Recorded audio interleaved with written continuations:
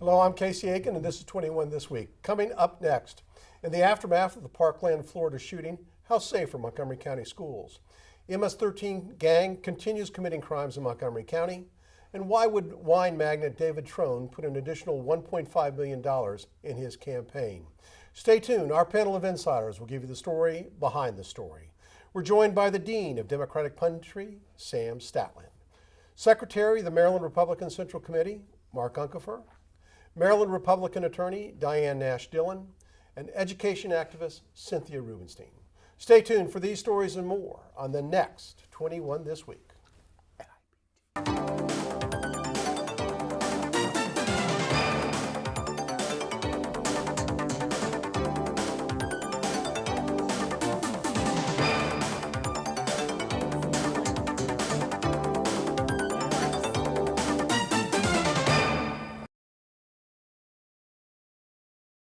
It's sometimes impossible to appreciate just how large a country we live in. So when an event occurs that impacts the nation at large, we, and by that I mean the collective we, need to pause while the intensity of the moment washes over us. Such was the event in Parkland, Florida last week, where a troubled young man sought to gain something, maybe notoriety, while murdering 17 teachers and high school students. These events seem to be occurring more frequently. Whether they do or not doesn't ease the pain of a father or mother who lost their daughter, or the pain of a student who saw a beloved teacher or friend die in some horrible fashion. There's a crescendo of voices who are crying out of frustration that something must be done. But the thorny question, Sam, is what can be done? The obvious needs to be done, which is to ban assault weapons. When you look at all the statistics of how people are killed in this country, and you sent out a sheet listing every one of them, there's only one difference using an AR-15 or an AK-47, and that is that the other weapons don't fire 30 shots in 1 second. It's mass killing. Neither does an AR-15, Sam. It's a semi-automatic weapon. How fast can you pull your finger? How fast can you pull? How fast can you pull the trigger? You find me. There's 20 shots right there. On a pistol? 20 shots. How fast can you pull the trigger on a pistol? What does it hold? If you have a 9mm, you got a 15-shot clip. Okay. Not a 40-shot clip. Come on, Casey. You're arguing a poor point here. No, I'm not arguing a point. You're arguing that the military weapons You're arguing that the weapon banned. Banned. It's not the gun that killed him, Sam. This week you will see. This week you're going to see action by I think by Congress.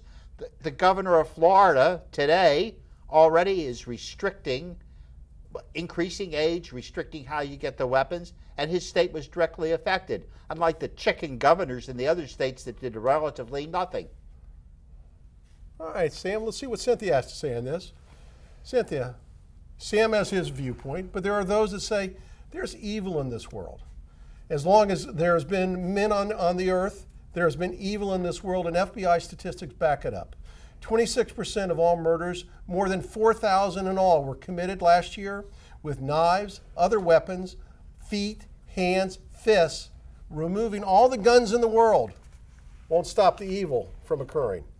Well, the flip side of that statistic is that 71% of murders were committed by the use of guns, including revolvers and semi-automatic weapons, et cetera, et cetera.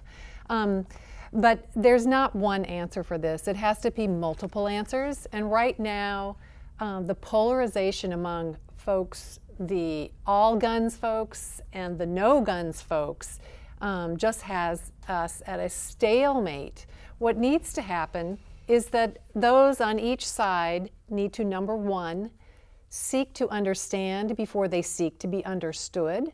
There have to be hard and civil discussions about the multiple solutions for this that will include aspects of mental health, that will include sensible gun controls, and there has to be a way to stop people from being at loggerheads.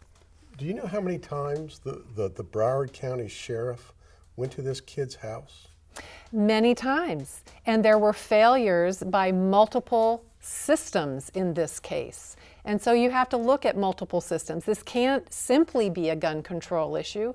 But there are aspects of mental health. There are aspects of accountability with school safety, and the mental health professionals that passed on this young man's state of mind and did not kick his situation up the chain. I think I'm it's sorry, terrible. I'm tired of this argument. You need to ban assault weapons. That's the main thing. but here's- and then secondly, doing exactly what Cynthia is talking Sam, about. what you described wasn't what the weapon was. In other words, you tried to describe the assault weapon as though it were an automatic weapon, which have been illegal, and that becomes this kind of definitional issue. We can all, I hope we can agree, that the deaths that are primarily from guns are illegal guns, and that's where we really need to let the police do what they need to do to be able to identify criminals, typically, who are carrying these weapons.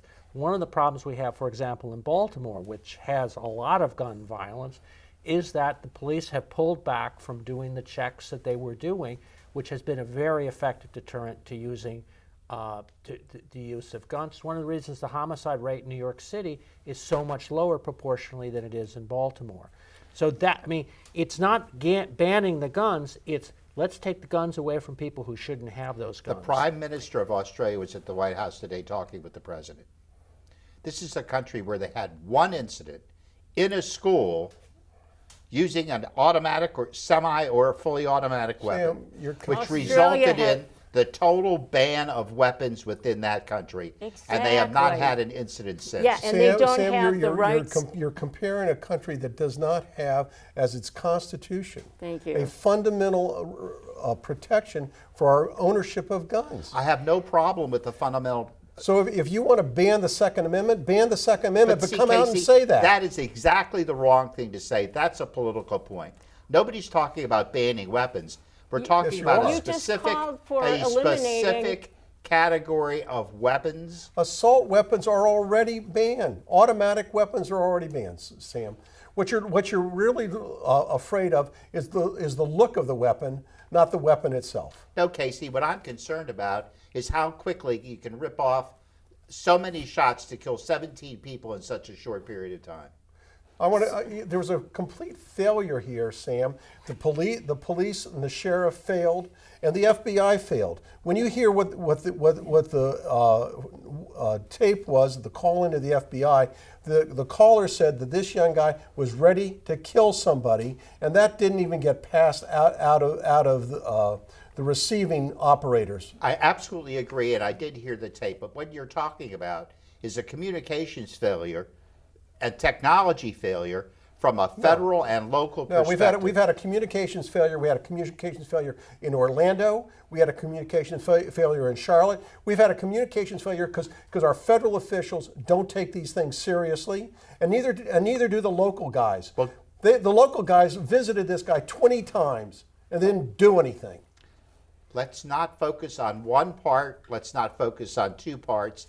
Let's come up with what You're Cynthia right. is talking about, which is a combined effort to reduce deaths in this country I want to go to. by controlling the weapons I got to that go are to used. Diane on this. Diane, in addition to accessibility of firearms, like Sam is suggesting, why don't we talk about the impact of video games with these kill games that warp our young people's minds to thinking there's no penalty for shooting someone. No parent syndrome, single parents, powerful medications, and mental illness, and the role of bullying, which may have played a part in causing this 19-year-old to go and do such an evil thing. It's terrible. Absolutely. You bring up exactly the point, and as contrasted with Sam, banning guns is not the answer. We have a constitution. The reason we have the right to own guns is to prevent us from a tyrannical government. I think you cannot forget the fundamental reason of the Second Amendment every time something like this happens, to want to change the Constitution or just outlaw ban something that is constitutionally in our province, when there are so many complicated issues that have to deal with the culture that we live in, the coarsening of our culture, the lack of respect. I think for the last 50 years there's been a degradation of the respect that we have for our country, for love of country, for the Constitution. These values are not being taught in schools anymore. And we're seeing it in a wholesale breakdown. Speaking of schools, I want to go to Mark on this. Mark, It's been suggested that we adopt the Israeli method. And the Israeli method for protecting schools is to put an armed guard and check everyone into the school before they go in. Is that what we need to do here in Montgomery County to make our schools safe? I sure hope not. I think that's the more time we have to talk about Montgomery County's school safety, and we were talking about that a lot more, is less time and less focus that we have on the things that frankly attracted many of us to Montgomery County, which was the quality of the education. You've already addressed in this particular Florida issue the breakdowns that took place in law enforcement. So unless you've got systems that work, I'm not sure that that would be something that would And we help do have out. armed security people in the Montgomery County school system. And we At do every have school? strict systems. Think I so. work with MCPS schools, and you cannot get into a school building without buzzing the front office, them seeing you with the camera, and then allowing you in, and then making you sign in at every single front office of every single school. Well, that's very reassuring that Montgomery County has instituted that type of safety so that our kids can't have the same type of event occur here. Unfortunately, we got to go on to do our short break here. When we come back, MS-13 gang members were charged with beating a teen girl with a baseball bat. Who's to blame for these rising criminal incidents? Stay tuned. And welcome back. Even reading this first story is difficult because of how horrific it was. 3 men who are known MS gang members were charged with beating a 15-year-old girl with a baseball bat in Kensington. Court records say police were told that the beating was ordered because the girl was not doing a good enough job as a prostitute. She was 15 years old. How horrendous is that? In other news, the stabbing of a 16-year-old student outside of Parkdale High School was MS-13 related. And finally, U.S. Marshals are seeking a 19-year-old Silver Spring man for an apparent MS-13 killing in Frederick. Mark, customs officials say that the rising rate of MS-13 members in unaccompanied minors has been horrendous. How do we stem the tide here? We've got to accept the fact that we need to have a comprehensive enforcement effort on immigration issues. And that means that we're involved all elements of law enforcement. We can't have an open borders where if you just simply come here, you kind of have a free pass. We're going to have immigration laws. We got to be prepared to enforce them. Sam, is it time to end the sanctuary city policies of the county? We have a growing epidemic of crime here, and it doesn't seem that the police are able to control it. Before the word sanctuary was even used in this county, we had a problem with MS-13 in this county, which was ignored actually by police and elected officials. And because it was ignored, here we are today with a problem that needs rectifying. I don't think your immigration laws will have anything to do with resolving enforcement of law to go out and get these guys. I think we need more police in areas where these gangs accumulate, whether if it's a shopping center like Wheaton Plaza, or it's a store in Kensington, right at Knowles in Connecticut, or if it's up in Gaithersburg or Germantown. We need to enforce existing law, and we need a bigger presence to control what we now have and try and eliminate it.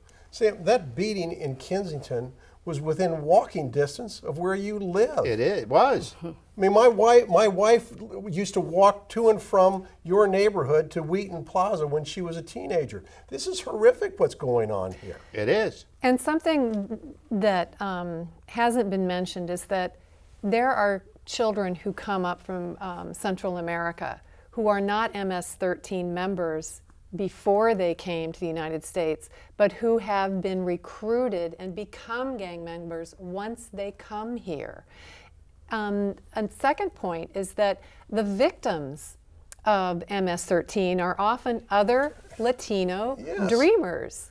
So it's tragic on a great scale. Vulnerable kids are coming here and being radicalized by MS-13, and then they're preying on their peers. And this is something that the Montgomery County Police Department is working to address in conjunction with MCPS.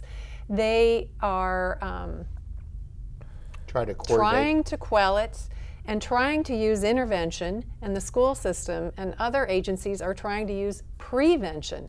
But it is a very, very serious problem.